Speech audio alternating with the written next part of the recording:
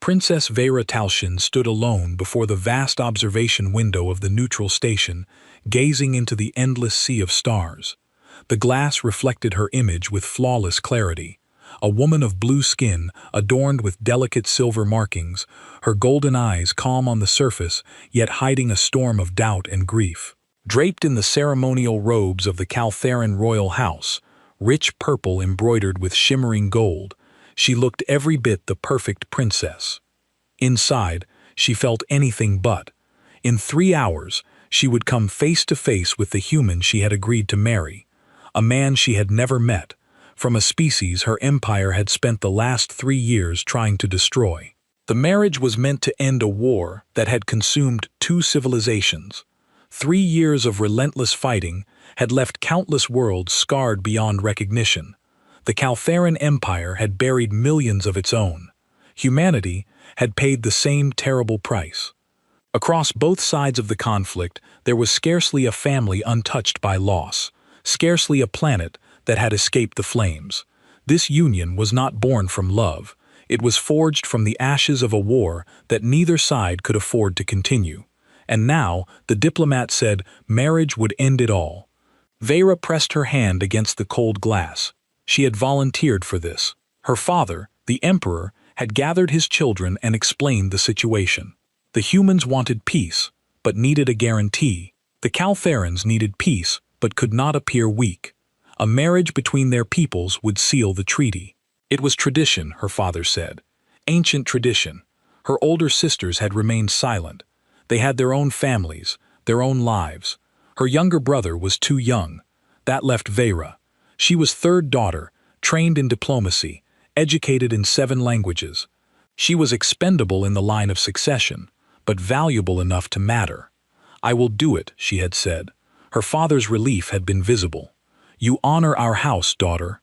Honor, duty, sacrifice." These were Caltherian values. She had been raised on them. But now, staring at the stars, she wondered if she was brave or simply resigned to her fate. The door behind her opened with a soft hiss.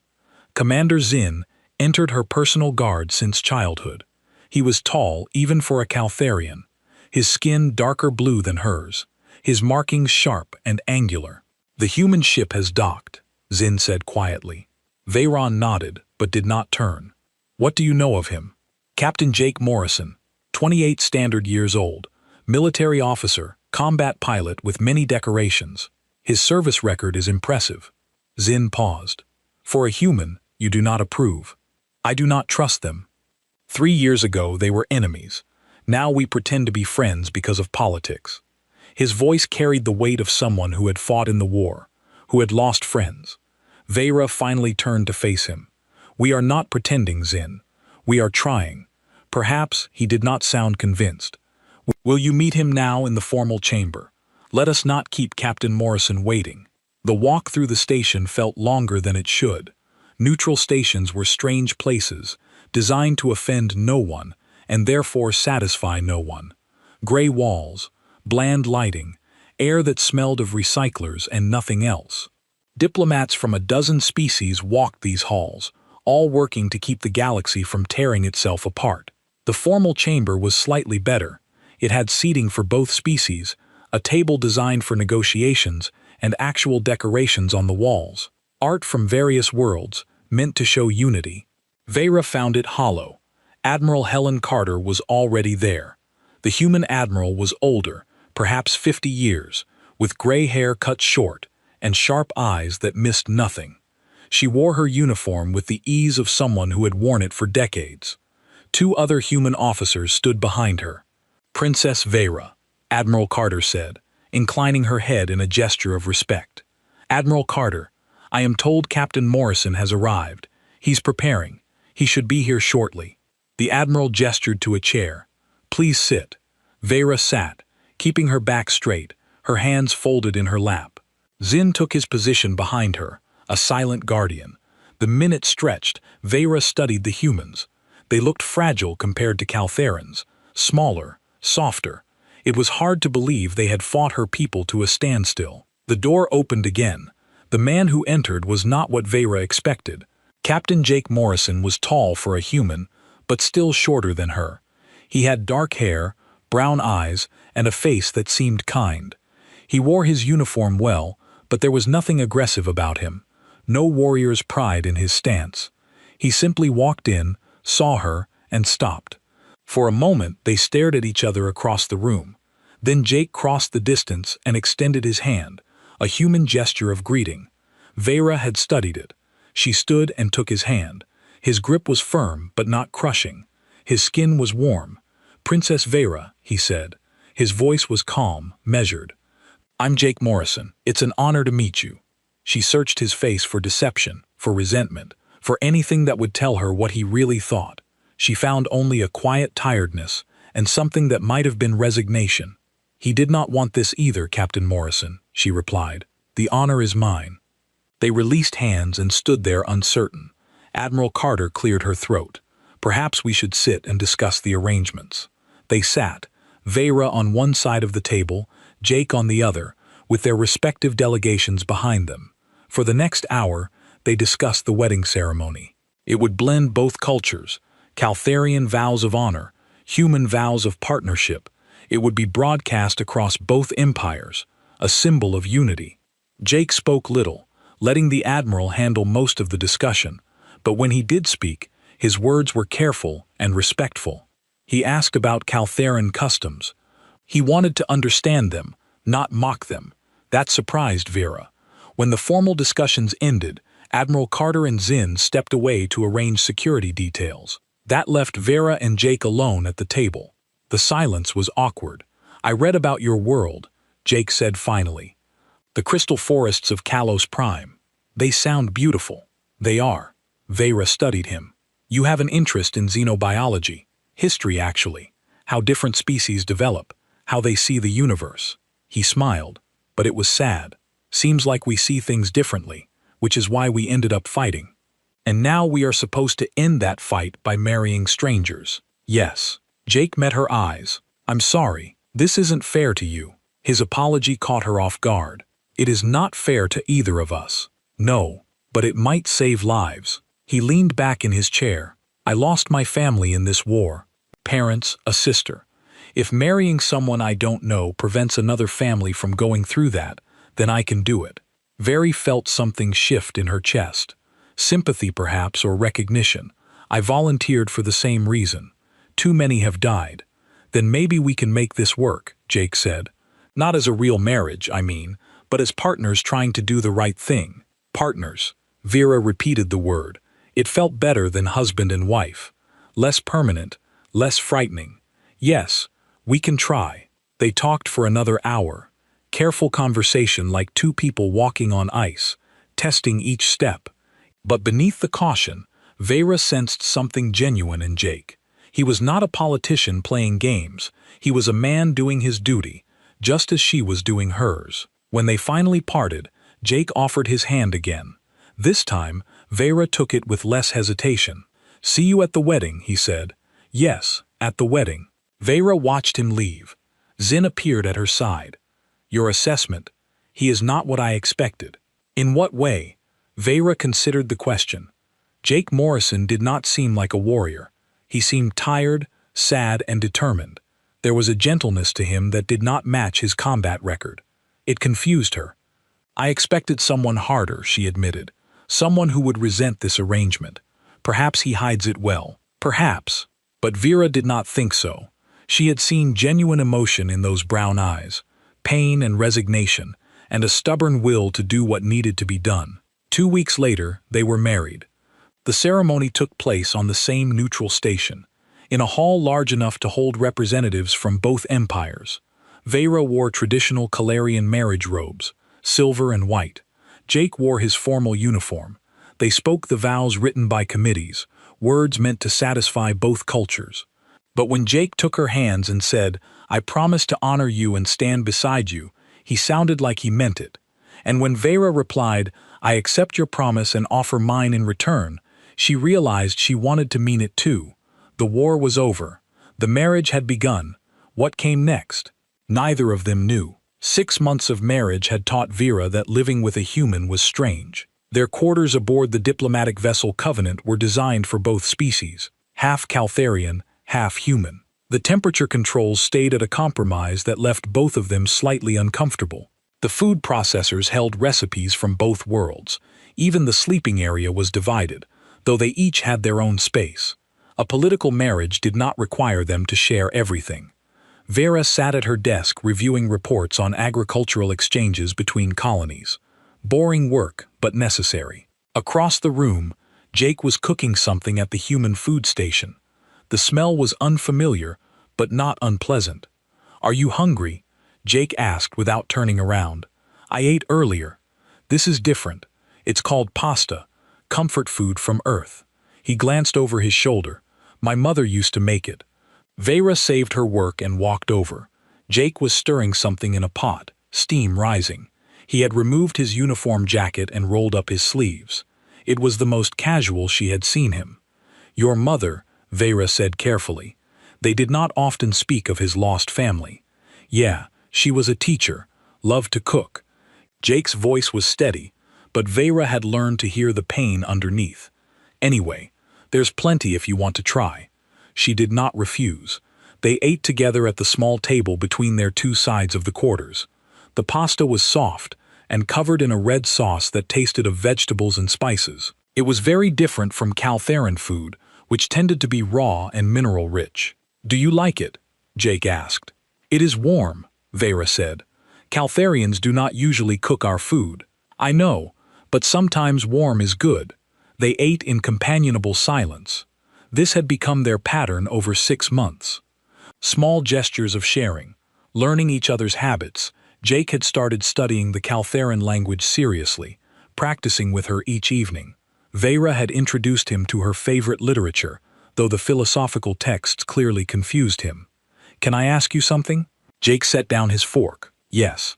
"Why did you really volunteer for this? I mean, I know you said it was duty, but there had to be more to it." Vera considered the question. They had been careful with each other, polite and distant. But lately, the distance had been shrinking. Perhaps it was time for honesty. "My older sisters both had arranged marriages," she said.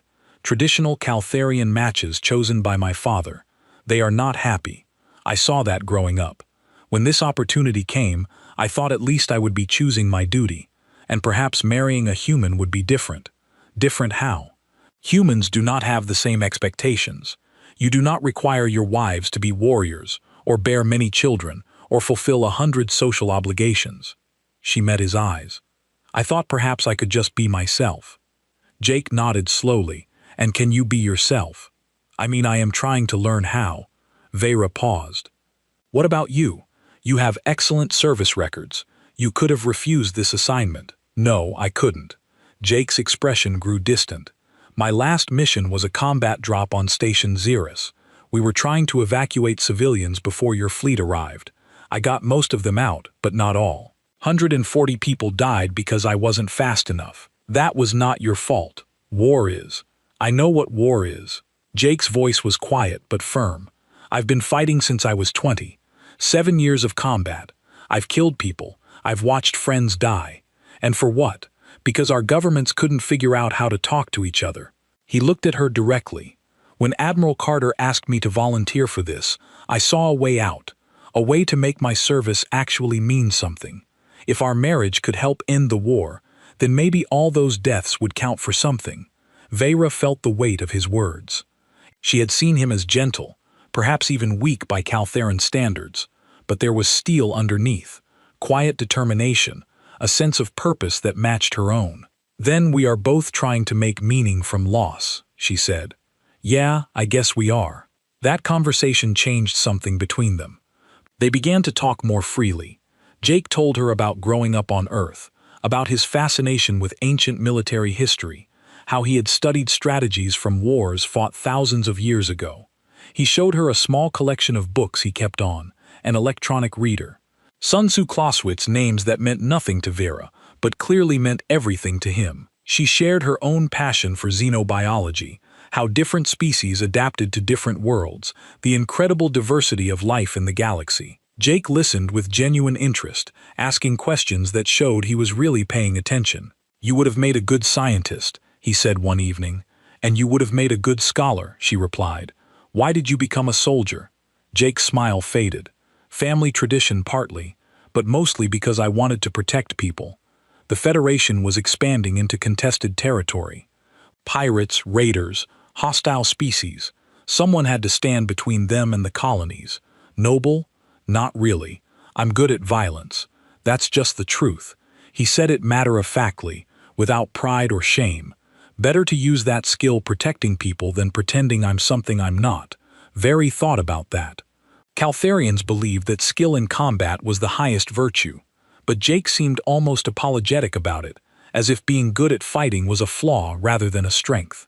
Humans were strange. Their ship traveled constantly. 1 week at a Caltharan colony world, attending ceremonies and giving speeches about unity. The next week at a human settlement, touring factories and meeting with local leaders everywhere they went. People watched them carefully, measuring them, judging whether this peace would hold. At a reception on the human world of New Terra, a reporter asked Vera what she thought of her husband. The question was blunt, meant to provoke. Vera kept her expression neutral. Captain Morrison is a man of honor. He respects my culture and works hard for peace. I am fortunate." End quote. The reporter pressed. "But do you love him?" Beside her, Jake tensed slightly. Vera felt the attention of 100 people focus on her. Love was not part of their arrangement. It was not expected, but saying so would damage the image of unity they were supposed to project. "Love comes in many forms," Vera said carefully. "Respect is a kind of love. Trust is a kind of love. Captain Morrison has both from me." It was a diplomatic answer, but as she said it, Vera realized it was also true. She did respect Jake. She was learning to trust him. Perhaps that was enough. Later in their quarters, Jake brought her tea. "Thank you for what you said," he told her. "I know that question was unfair. It was calculated to create doubt about our marriage." "Yeah." Jake sat down across from her. "Does it bother you that we're basically living a lie?" Vera sipped the tea. It was bitter but warm. "We are not lying. We are married. We live together. We work together. That is real. But we're not in love." "No." Vera met his eyes. "Should we be?" Jake was quiet for a long moment. "I don't know. Sometimes I think it would be easier if we were other times. I think it would make everything more complicated. Caltharians do not marry for love. Vera said, we marry for duty, for alliance, for the good of our houses. Love, if it comes, is a bonus. That sounds lonely, perhaps. But it is honest. Human marriages claim to be about love. Yet half of them end in separation. At least we know what we have. All the well. 8. A partnership. Yes, a partnership built on mutual respect and shared purpose. Vera paused. "Is that so bad?" "No," Jake said after a moment. "No, it's not bad at all." They sat together in comfortable silence. Outside the viewing port, stars drifted past. The Covenant was between destinations, moving through the vast emptiness of space. Just like their marriage, Vera thought, between one thing and another, trying to find its way. Commander Zinn visited the next day, while Jake was at a strategy meeting with the ship's captain. The Calaran warrior looked uncomfortable in the human-sized corridors. "You are well, Princess?" Zinn asked formally. "I am well, old friend. Please speak freely." Zinn's shoulders relaxed slightly.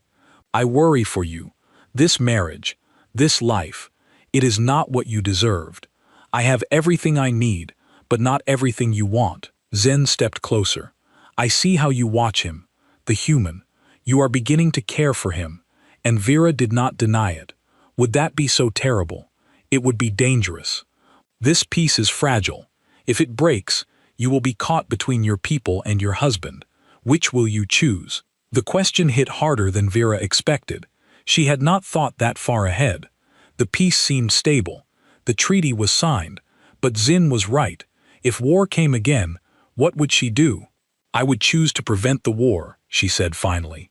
"That may not be possible. Then I will face that choice when it comes. For now, I choose to believe in what we are building." Zinn looked at her with something like sadness. "You have changed, Princess. 6 months ago, you would not have hesitated. You would have said you choose your people. Perhaps that is good.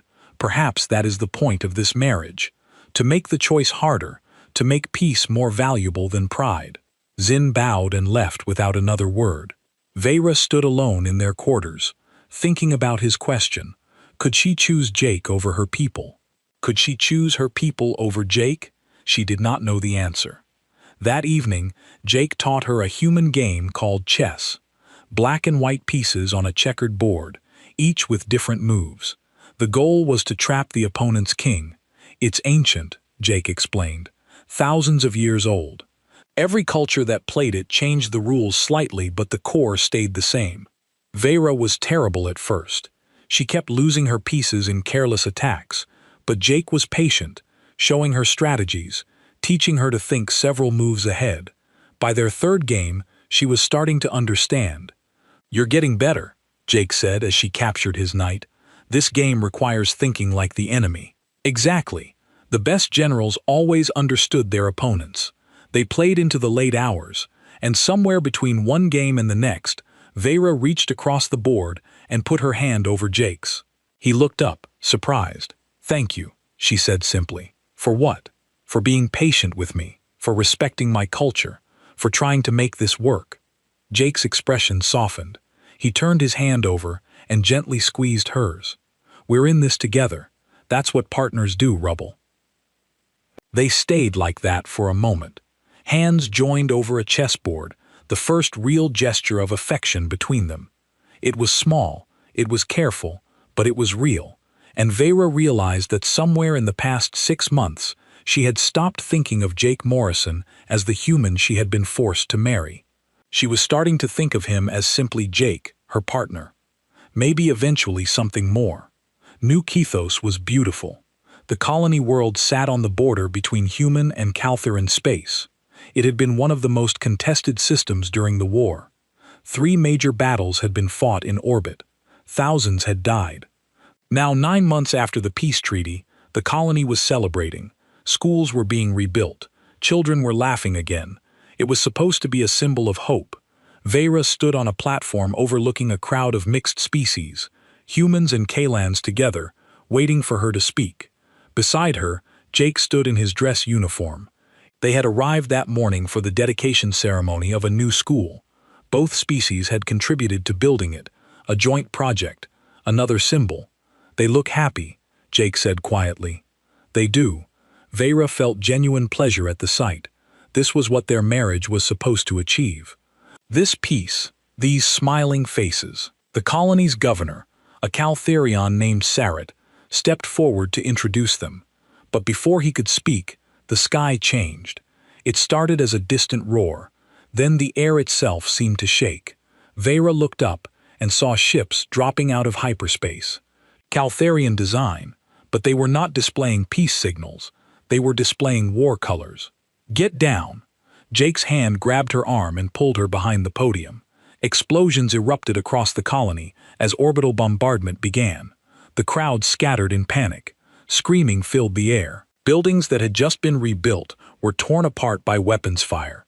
Governor Sarat was shouting into his communicator, trying to reach the orbital defense platforms. His face went pale. "They're gone. The defense grid is destroyed. All of it." "How many ships?" Jake's voice had changed. The gentleness was gone. Now he sounded sharp, focused. 20 warships. Ground troops are landing already." Sarat looked at Jake desperately. "We have no military here. Just colony security. Maybe 200 trained fighters. Then we use what we have." Jake stood and looked across the panicking crowd. His eyes were different now. Hard, calculating. "Where's the main civilian shelter?" "The Central District Underground. It can hold 5,000 people. Get everyone there now." Jake turned to Vera. "I need you to help organize the evacuation. Can you do that?" Vera nodded, still processing the sudden shift in Jake's demeanor. This was not the man who played chess with her. This was someone else entirely. Jake grabbed one of the security officers. "I need a weapons locker and a communication channel to every security team on this planet right now." The officer stared at him. "Who are Captain Jake Morrison? Terran Federation Special Operations. Move." The authority in his voice was absolute. The officer moved. Within 10 minutes, Jake had transformed from diplomat to combat commander. He stood in the colony's emergency command center. surrounded by displays showing the enemy landing zones. Caltheran dropships were deploying troops across the colony. 3,000 soldiers at least, maybe more. Governor Serrat looked at the numbers and seemed to age a decade. "We cannot fight this. We should surrender. They're targeting civilian shelters," Jake said, pointing at the display. "These aren't regular Caltheran military. Look at their markings." Very leaned closer and felt ice in her stomach. Revanchists, the hardliners who rejected the peace treaty, which means they're not here to occupy, they're here to kill. Jake's voice was flat, emotionless, especially the humans living here. Jake's voice, whether considered Jake's voice skill. Jake's voice skill. Jake's voice skill. Jake's voice skill. "Then what do we do?" Serrat asked. Jake studied the map for another moment. Then he started giving orders. Fast, precise, tactical. He divided the security forces into small mobile units. He identified choke points in the colony's layout. He designated supply caches and fallback positions. Within minutes, he had created a defensive plan from nothing. "We can't win," one of the security officers said. "It's 20-to-1 odds. We don't need to win." Jake replied, "We need to survive for 48 hours. That's how long until the nearest human fleet can get here. I've already sent the distress signal. 48 hours against 3,000? Yes." Jake looked at the man. "You have a problem with that?" The officer swallowed and shook his head. Vera watched all of this in something close to shock. Where was the gentle man who taught her chess? The one who cooked pasta and talked about history? This Jake Morrison was a stranger, cold, efficient, and utterly confident. "Vera." Jake turned to her. "I need you to lead one of the evacuation teams. Get the civilians from the outer districts to the central shelter. Can you do that?" "Yes, but good. Take Zin and 20 fighters. Move fast. The enemy will reach the outer districts in less than an hour." "Jake, wait." Vera grabbed his arm. "Who are you?" He looked at her, and for just a moment, she saw something familiar in his eyes. Regret, maybe, or apology. "I'm the person I didn't want you to see, but right now, I'm the person these people need. We'll talk later. If there is a later." Then he was moving again, issuing more orders, coordinating defenses. Vera stood frozen for a heartbeat before Zin appeared at her side. "Princess, we must go. Did you know? I read his service record. Captain Morrison was not just a pilot. He was Special Forces Black Operations. They called him something during the war." Zen's expression was grim, the quiet death. The name sent a chill through Vera, smiling over chess games, looking sad when he talked about his family. How could that person be connected to a name like that? "Come, Princess. He is right. We must evacuate the civilians." Vera forced herself to move. She gathered her team and headed into the chaos of the colony. Explosions still rocked the sky. Buildings burned, but wherever she went, she found Jake's orders had preceded her. Security teams were moving civilians in organized groups. Supply points had been established. What should have been panic was becoming controlled evacuation. Her team reached the outer district and found 300 people hiding in their homes. Vera spoke to them in Caltharian, her voice calm and authoritative. "Follow us. We will get you to safety." They moved through the streets, staying to covered routes. Twice they heard enemy dropships overhead. Once they saw Revanchest soldiers in the distance, but they reached the central shelter without contact. As they entered the underground facility, an explosion rocked the entrance they had just passed through. Enemy fire. They had been seen. Revanch's troops were right behind them. "Seal the doors," Zin shouted. But before they could, Jake appeared from nowhere with 5 fighters. He was carrying a rifle now, moving with fluid precision. "Get them inside. I'll hold here." "That is suicide," Zin said. "That's an order." Jake's voice allowed no argument. He took a position at the entrance, his rifle aimed at the approaching enemy. "Go, go, go." Vera wanted to argue to pull him back, but the civilians needed protection. She helped them through the doors, while Jake and his small team opened fire on the advancing Revantists. The sound of gunfire echoed through the entrance. Vera caught glimpses of Jake through the chaos. He was not firing wildly. Each shot was controlled, aimed, lethal. Enemies fell with mechanical precision. He moved between cover points like water, never staying still, always firing. In less than 2 minutes, he and his 5 fighters had stopped an advance of 50 enemy soldiers. "Fall back," Jake ordered. His team retreated into the shelter, and the massive doors sealed shut. Jake stood there, breathing hard, blood on his uniform, not his own. He checked his rifle with practiced ease, then looked at Vera. "Are you hurt?" "No, but I'm fine. 300, maybe more." "The good." He nodded, and then moved deeper into the shelter, already thinking about the next step. Vera followed him to the command post they had set up. The next hours were chaos. Reports came in from across the colony. Jake's mobile teams were hitting enemy positions and then disappearing. Supply depots were being destroyed. Enemy communications were being disrupted. The revanchists had numbers, but Jake had turned the entire colony into a weapon against them. On the tactical display, Vera watched red enemy markers slowly being reduced. Jake stood at the center of it all, coordinating 12 different operations simultaneously. He was calm, focused, terrifying in his competence. A captured enemy soldier was brought in. Jake interrogated him with cold efficiency. Where were the main forces? What were their objectives? The soldier tried to resist, but something in Jake's eyes made him talk. Within minutes, Jake had confirmed what he suspected. The revanchists were planning to execute every human in the colony as a message. They wanted to restart the war. "Then we make sure they fail," Jake said simply. He turned to Governor Surratt. "I need you to trust me. I'm going to do things that will seem extreme, but I promise you, I will save as many people as I can." "What are you going to do?" Jake looked at the tactical map. "I'm going to make them afraid over the next day." That is exactly what he did. Jake led strike teams into the heart of enemy positions. They collapsed tunnels, trapping enemy units.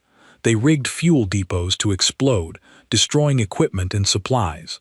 They ambushed patrols and vanished before reinforcements could arrive. Vera fought alongside him, leading her own team. She saw him in combat and barely recognized him. The gentle diplomat was completely gone. In his place was something primal and unstoppable. Jake moved through enemy lines like a force of nature, precise, lethal, and utterly without mercy. In one engagement, they were pinned down by enemy armor, 3 heavy tanks blocking their escape. Jake left his cover alone, carrying only explosive charges and moving through terrain the tanks could not follow. Vera watched through her scope as he systematically destroyed all 3 vehicles. When he returned covered in dust and blood, she grabbed him. "You could have died, but I didn't." He checked his rifle, and now those tanks can't kill anyone else. "Jake, this is insane. You cannot keep doing this." He looked at her then. Really, looked at her. His eyes were tired but clear. "Yes, I can. This is what I am, Vera. This is what I've always been.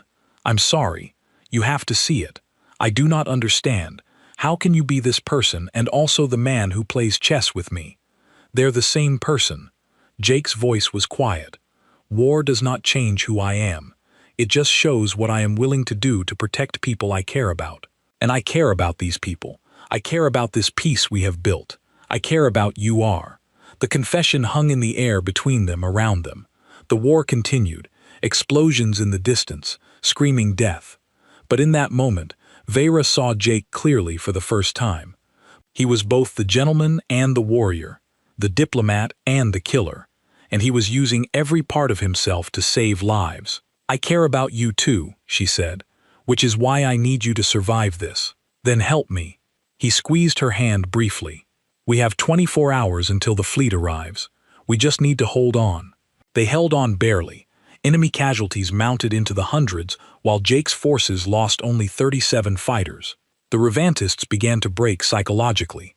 Their warriors spoke in fearful whispers about the human demon who appeared from nowhere, killed without sound, and vanished like smoke. General Thor, the revanchist leader, became obsessed with killing Jake personally. He demanded single combat, screaming challenges over every communication channel. But Jake ignored him, focused only on protecting civilians and surviving until reinforcement arrived. As the second day dawned, explosions lit the sky. But these were different. Human ships had arrived in orbit, engaging the revanchist fleet. Help had come. Jake stood at the command center, watching the tactical display. Relief washed over his face, making him look young and vulnerable again. Then he collapsed. Vera caught him before he hit the ground. "Jake, I'm okay," he mumbled. "Just tired." But when she pulled back his jacket, she saw blood. He had been wounded multiple times and had said nothing, had kept fighting on willpower alone. "You fool," she whispered. "You absolute fool. Had to keep everyone safe," he said, his eyes closing. "Had to keep you safe." Medical teams rushed over as they carried Jake away. Vera stood in the command center, surrounded by the evidence of his impossible defense. 2 days, 3,000 enemy soldiers, and somehow he had kept the civilians alive. Commander Zinn approached her. "Your husband is a terrifying man, Princess." "Yes," Vera agreed. "He is." But as she looked at the door where they had taken Jake, she realized something else. Jake woke in a medical bay 12 hours later. His body hurt everywhere. The doctors had patched 3 bullet wounds, treated burns, and stabilized his blood loss. He should have been dead, but he was not. His body had been through worse during the war. The first thing he saw was Vera. She sat in a chair beside his bed, her golden eyes watching him. She looked exhausted. "Hey," he said, his voice rough. "Do not hate me." Her tone was sharp. "You fought for 2 days with 3 bullet wounds. You could have died, but I didn't. That is not the point." Vera leaned forward. Jake closed his eyes. He had known this conversation would come. "I did not want to frighten you. You married a diplomat, not a soldier. I married you. All of you. Even the parts you wanted to hide." She took his hand. "I am not frightened of you, Jake Morrison. I am angry that you thought you needed to hide." He opened his eyes and looked at her. There was no fear in her expression, only concern and something else, something warm that made his chest tighten. "I wanted to be different for you, better than what I was during the war." "You are not different. You are exactly who you have always been, a man who protects people." Very grip tightened. "That is not something to hide. That is something to be proud of." Before Jake could respond, Admiral Carter entered the medical bay. Behind her came and several other officers. The Admiral looked at Jake with a mix of relief and exasperation. "Captain Morrison, good to see you awake, Admiral. Status report. The revanchist fleet has been destroyed. We captured most of their ground forces. General Thor escaped to the surface with his elite guard, about 200 fighters. They are holed up in the old mining facility in the northern mountains." Jake tried to sit up. Pain shot through his body, but he pushed through it. He needs to be captured before he becomes a symbol for other extremists. "Agreed. We are preparing an assault team. I am going with them." "The hell you are," Vera said immediately. Admiral Carter raised an eyebrow. "Captain, you can barely stand. I think General Thor knows me. He is obsessed with me. If I am there, he will focus on me instead of killing hostages." Jake looked at the Admiral steadily. "You know I am right. You are also injured. I have been injured before. It does not stop me from doing my job. Re-stress until never." The room was silent. Finally, Admiral Carter nodded. 6 hours. That is how long the medical team says you need before you can move safely. Use that time to rest. Then you can join the assault. After everyone left except Vera, Jake lay back on the bed. He felt her staring at him. "Say it," he told her. "Say what?" "Whatever you are thinking. You have never hidden your thoughts before." Vera was quiet for a long moment. "During the war, my people had stories about human soldiers.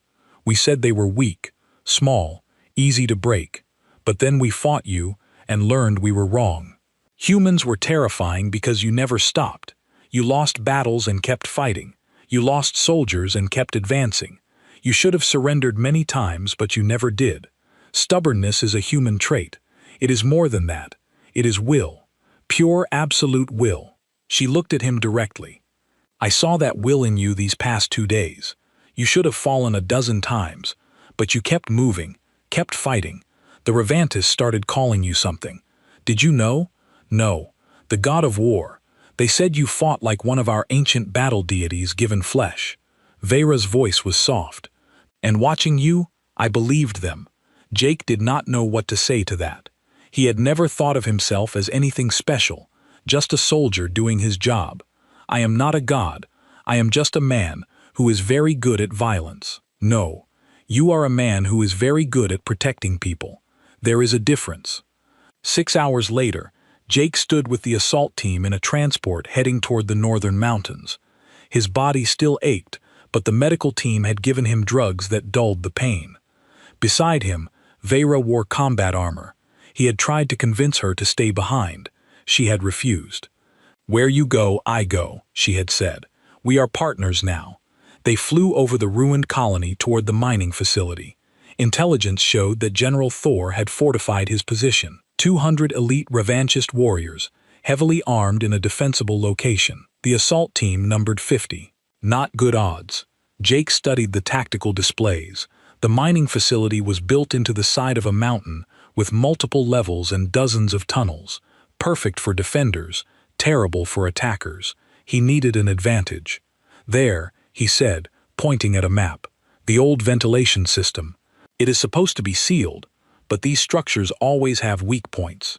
If we can breach it, we can come up inside their perimeter." The team leader, a human major named Cole, frowned. "That is a tight space. We would be vulnerable if they discovered us.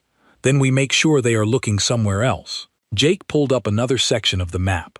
"We send a small force to attack the main entrance. Draw their attention.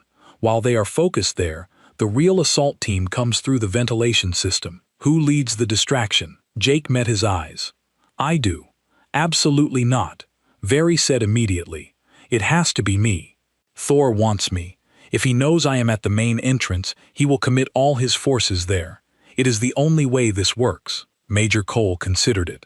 "He is right. But Captain Morrison, you understand you will be pinned down with minimal support. The distraction team will be 5 people at most." "I understand. Then I am one of the 5, Vera said. "Vea, do not argue. I am a warrior of the Caltheran Empire. I fight." Her tone allowed no disagreement. Zin stepped forward. "I will join as well. The princess does not go into danger without me." 2 more soldiers volunteered, 5 total for the distraction, 45 for the actual assault. Jake confirmed the plan with Major Cole, then checked his weapons. 2 rifles, a sidearm, and a combat knife. Not much for facing 200 enemies, but it would have to do. They landed a kilometer from the facility and split up. Jake's small team approached from the front, while the main force circled toward the ventilation access. The mining facility loomed ahead, built into gray stone, with weapon imp placements visible on the walls. "They have seen us," Zin reported, watching his scanner. "Good." Jake raised his rifle and fired a single shot at the main gate. It rang out like a bell in the mountain air. The response was immediate. Alarms blared. Caltharian warriors poured onto the walls, their weapons trained on Jake's position. A voice boomed over speakers. "General Thor, the human comes to me. Finally, the coward who hides and strikes from shadows." Jake activated his communicator so his voice would carry. "I am here, General. You wanted single combat. I am offering it." Thor's laugh was harsh. "You think I am a fool. You are wounded, tired. You come here because you are desperate. You are desperate. I come here because your war is over. Surrender and your warriors will be treated with honor. Honor. You speak to me of honor." Thor appeared on the wall, a massive Caltheran in battle armor. Even from a distance, Jake could see his fury. "You have killed hundreds of my soldiers. You turned our own tactics against us. You made warriors fear shadows. There is no honor in that. There is survival. There is protecting innocence. That is all the honor I need. Then come human. Show me this honor up close." Jake signaled his team to take cover. Then he stepped into the open, walking toward the facility. Weapons tracked him from every wall. One command from Thor, and he would be dead in seconds. But Thor did not give that command. He wanted this, wanted to face Jake personally. It was a matter of pride. Jake kept walking until he was 50 meters from the gate. For a long moment, nothing happened. Then the massive doors began to open. Caltharian warriors poured out, forming a circle. In the center, General Thor descended from the wall. He was enormous, easily 7 feet tall with armor that bore the marks of countless battles. They faced each other across the open ground. "You are smaller than I expected," Thor said. "I get that a lot. You have killed many of my warriors. You have earned a warrior's death. I will give you that much." Thor drew a massive blade. "But first, tell me how you did it. How did you hold against 3,000? What strategy could possibly work against such odds?" Jake looked at him steadily. "I made your warriors fight on my terms, not theirs. I made them afraid, and I never stopped moving forward. Fear is not honor, no, but it keeps people alive, and that is what matters." Thor snarled and charged. Jake moved. Despite his injuries, despite the exhaustion, his body remembered. Years of training, years of combat. He ducked under Thor's first swing, rolled to the side, came up with his knife. He could not match the Caltharian's strength or reach, so he did not try. Instead, he used speed. Cut and move, strike, and retreat. Every blow precise, aimed at joints in the armor, vulnerable spots. Thor was powerful, but Jake was trained. The combat was brutal. Thor landed blows that would have killed most humans. Jake took them, ignored the pain, and kept fighting. From her position, Vera watched in shock. Jake was outmatched in every physical way, but he fought with a technique that was almost art. Every movement efficient, nothing wasted. He was reading Thor's patterns, exploiting openings, turning the Caltharian's own momentum against him. The fight lasted 5 minutes, then 10. Thor began to slow, confused by this human who would not fall. Jake's injuries were bleeding again, but he did not stop, could not stop. Finally, Jake saw his opening. As Thor overextended on a swing, Jake stepped inside his reach. The knife flashed once, twice. Critical strikes to the general's armor joints. Thor stumbled. Jake swept his legs, and the massive Caltharian crashed to the ground. Jake's knife went to Thor's throat. The watching warriors tensed. One move and they would fire, killing Jake and probably Vera's team as well. But Jake did not kill. "Yeah," he said, breathing hard. "This is over." Thor stared up at him. "You should kill me. I should. But I'm trying to build peace, not add to the body count." Jake pressed the knife harder. "Yeah, and your warriors go home. Fight, and they all die here. Choose." For a long moment, Thor said nothing. Then slowly he placed his hand flat on the ground, the Caltharan gesture of surrender. "I yield." Jake stepped back. Around them, the revanchist warriors lowered their weapons. Zin and Vera emerged from cover. Weapons still ready. Through the tunnels, Major Cole's assault team poured in, securing the facility. It was over. Thor struggled to his feet, his armor damaged. He looked at Jake with something between hatred and respect. "You are a strange warrior, human. You fight like a god of war, but show mercy like a priest. I am just a soldier who wants to go home to her." Thor glanced at Vera. "The princess." "Yes." Thor made a gesture that Jake had learned meant acknowledgement. "Then you have won more than this battle, human. You have won something worth fighting for," as the Revantists were secured and transported away. Jake finally allowed himself to collapse. Medical teams rushed over. Vera knelt beside him, her face pale. "You are an idiot," she said. "I know you could have died. I know. I love you." Jake's eyes opened wide. Through the pain and exhaustion, he stared at her. "What? I love you," Vera repeated. "I have been trying not to, trying to keep this just a partnership, but watching you fight, watching you protect people, watching you show mercy when you could have taken revenge." She touched his face. "How can I not love you?" Jake reached up and took her hand. "I love you too. Have for a while now. Just did not know how to say it. You just fought 200 warriors for me. I think that said enough." One. They smiled at each other, bloody and exhausted, surrounded by the aftermath of battle. It was not romantic, it was not perfect, but it was real. And for Jake Morrison and Vay Talshin, that was more than enough. 2 weeks after the Battle of New Kethos, Jake lay in a hospital bed on a Federation medical station. His wounds were healing well. According to the doctors, 3 weeks of recovery, they said, before he could return to duty. He was terrible at resting. Vera had not left his side except when forced to attend diplomatic meetings. She sat in a chair reading reports on her datapad, occasionally glancing over to make sure he had not tried to escape again. He had attempted it twice already. "I can feel you staring," Vera said without looking up. "I am not staring. I am appreciating you are restless." The doctor said rest. "I have been resting for 2 weeks. I am going to go insane." Jake tried sitting up and immediately regretted it. His ribs protested sharply. Vera sat down her pad and came to his bedside. She gently pushed him back down. "You fought for 2 days straight, then dueled a Caltheran general while wounded. Your body needs time. My body is fine. Your body has 17 stitches, 2 cracked ribs, and severe muscle trauma." She raised an eyebrow. "Would you like me to continue?" Jake sighed. "No. Good." She sat on the edge of his bed, her expression softening. "I know you are restless, but you have done enough, Jake. Let others handle things for a while. Are they handling things well? See for yourself." Vera activated a holographic display. News feeds appeared showing footage from across both empires. The headlines were all about New Kalos, about the defense against impossible odds, about a human captain who had saved thousands of lives. More importantly, they showed the reaction. Caltharian citizens were speaking out in support of the peace. They had seen a human fight with honor, had seen him show mercy to defeated enemies. The narrative was changing. Humans were no longer just the enemy. They were potential allies. "Your father sent a message," Jake said. "I saw it yesterday.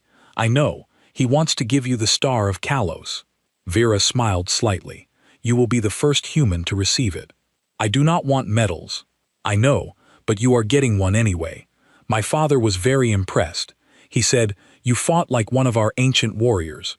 High praise from him. Jake was quiet for a moment. "How do you feel about all this? Your people praising a human who killed hundreds of Calorans. They were revists, extremists who tried to murder civilians. You stopped them." Vera took his hand. "I am proud of you. My people are learning to be proud of you too. That is what we wanted. Is it not for our peoples to see past their hatred? Yes, but I did not expect it to happen because I became good at killing. You became good at protecting. There is a difference." She squeezed his hand. "Though I admit watching you fight was terrifying. I had nightmares about it. I am sorry. Do not be. I needed to see all of you. The gentleman and the warrior. Both are you. Both are who I love." Those words still made Jake's chest feel warm. Love. They had said it in the heat of battle, but it had not faded in the days since. If anything, it had grown stronger. He pulled her closer and kissed her. She responded, careful not to hurt his injuries. But there was real passion there now. No more holding back. No more pretending this was just a political arrangement.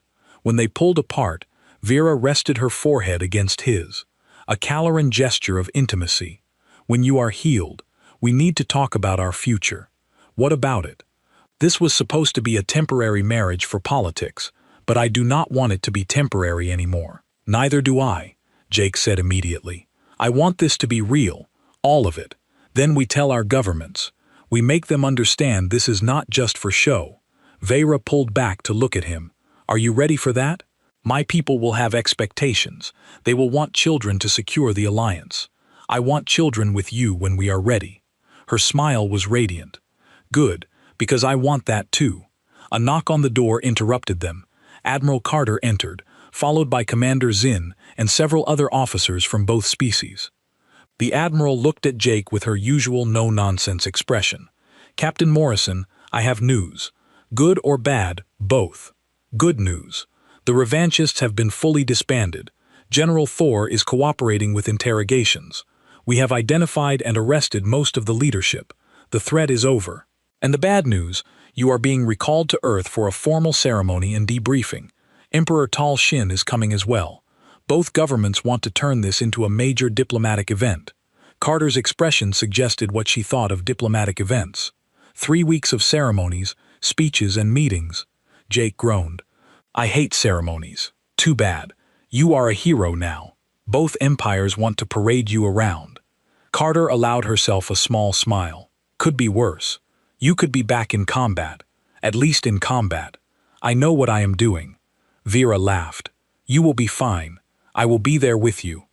That is the only reason I am agreeing to this. 3 weeks later, Jake stood in formal dress uniform on Earth, in the Great Hall of the Federation Council. Vera stood beside him, in traditional Caltheran formal robes. Thousands of people filled the hall, and billions more watched across both empires via broadcast. Emperor Talshin himself had come to present the Star of Kalos. The massive Caltharian ruler approached Jake with the medal, a crystal star that glowed with inner light. In Caltheran culture, it was the highest military honor given to warriors who showed exceptional courage, skill, and honor in battle. Captain Jake Morrison, the Emperor said in his deep voice, speaking in standard so all could understand. You have shown valor beyond measure. You protected my people when you could have chosen revenge. You showed mercy to defeated enemies when you could have shown cruelty. You honor both our peoples with your actions. He placed the medal on Jake's chest. The crowd erupted in applause. Jake stood at attention, trying not to look as uncomfortable as he felt. He was a soldier, not a politician. This was Vera's world, not his. But when he glanced at her, she was smiling at him with such pride that he managed to smile back. The ceremony continued with speeches from various officials. They talked about peace, unity, and the future. Jake mostly tuned it out until Admiral Carter stepped forward to speak. Captain Morrison served under my command for 7 years, she said. He was one of the finest officers I have ever known. When I asked him to volunteer for the marriage alliance, he did not hesitate. He understood that sometimes the hardest battles are not fought with weapons, but with patience, understanding, and sacrifice. She looked directly at Jake. He taught us that strength is not just about fighting. It is about knowing when to fight and when to build bridges. Captain Morrison, you have made your service, your family, and your species proud. More applause. Jake felt emotion tighten his throat. Carter rarely gave praise. Hearing it now in front of everyone meant more than any medal. After the ceremony, there was a reception. Jake and Vera moved through crowds of diplomats, military officers, and politicians. Everyone wanted to speak with them to congratulate them, to ask about their marriage and their plans. Jake was exhausted by the time they finally escaped to a private balcony overlooking the city. Earth's sun was setting, painting the sky in oranges and reds. Vera stood beside him, her hand in his. That was horrible, Jake said. It was necessary. I know. Does not make it less horrible. Vera laughed. You fought a general in single combat but are defeated by a reception. Fighting, I understand. Small talk with politicians, I do not.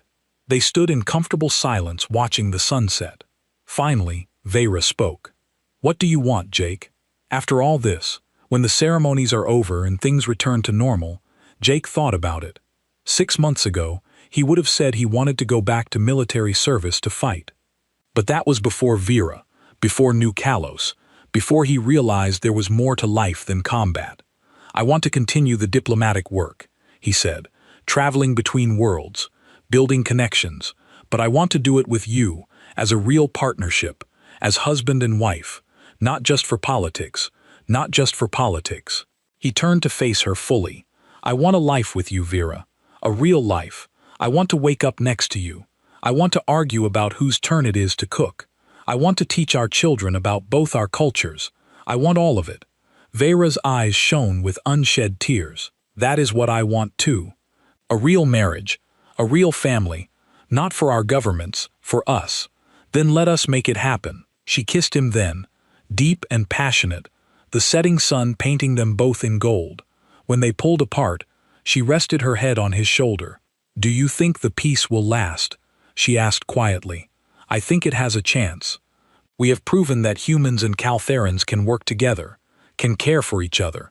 That is more than most people thought possible a year ago. And if it does not, if war comes again, Jake was quiet for a long moment.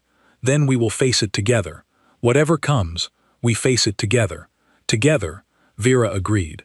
5 years later, their daughter played in a garden on a colony world.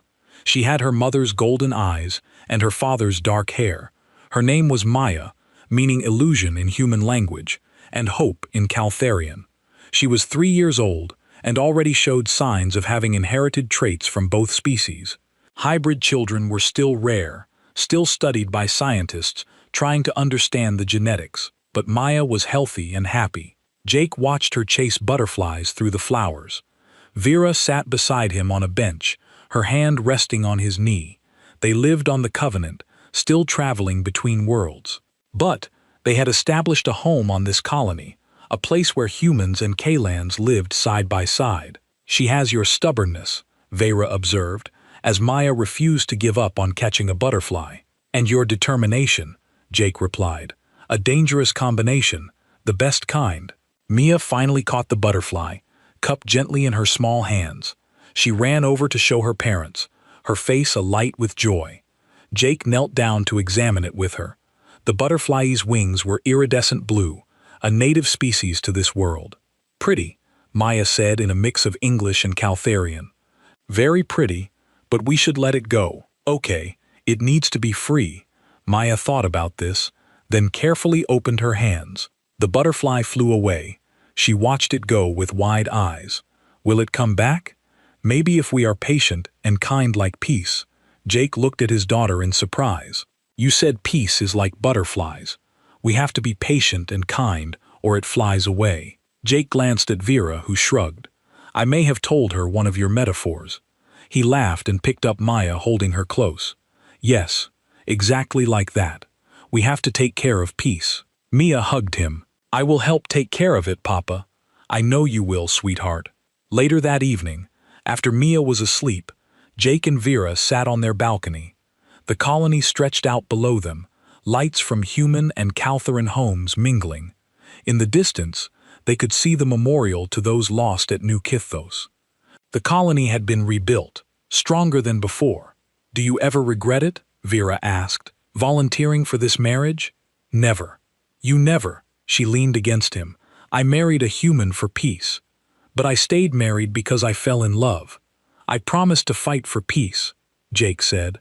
"But the real fight was learning to trust someone, learning to love.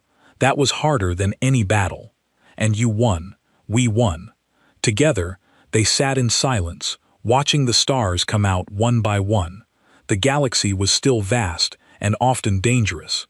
There were still tensions between species, still conflicts to resolve. But there was also hope. Children like Maya growing up knowing both cultures. Colonies where different species worked together. A future that was brighter than the past. Jake thought about the title people had given him after New Kithos, the God of War. He had hated it at first, but Vera had told him something that changed his perspective. Gods of war in our mythology do not just fight. She had said, they also protect. They also bring peace when the fighting ends. That is the God you are. Maybe she was right. Maybe true strength was not just about fighting. It was about knowing when to fight and when to choose peace, when to show mercy, when to build instead of destroy. He looked at Vera, at the home they had built together, at the future they were creating for their daughter. This was what he had fought for. This was what all those battles had been about. Not victory, not glory, but the chance for people to live in peace, to love across boundaries, to build something better. "What are you thinking?" Vera asked. "That I am exactly where I am supposed to be with me, with you." She smiled and kissed him. And in that moment, Jake Morrison knew that the war was truly over. Not because the fighting had stopped, but because something better had taken its place. Love, family, hope, the things worth fighting for, the things worth living for. And with Vera by his side and their daughter sleeping safely in the next room, Jake finally allowed himself to believe that the peace they had built would last. Not because it was easy, not because everyone agreed, but because people like them would fight to protect it every single day. Not with weapons, not with violence, but with patience, understanding, and the stubborn refusal to let hatred win. That was the real victory. That was the real peace. And it was worth everything they had sacrificed to achieve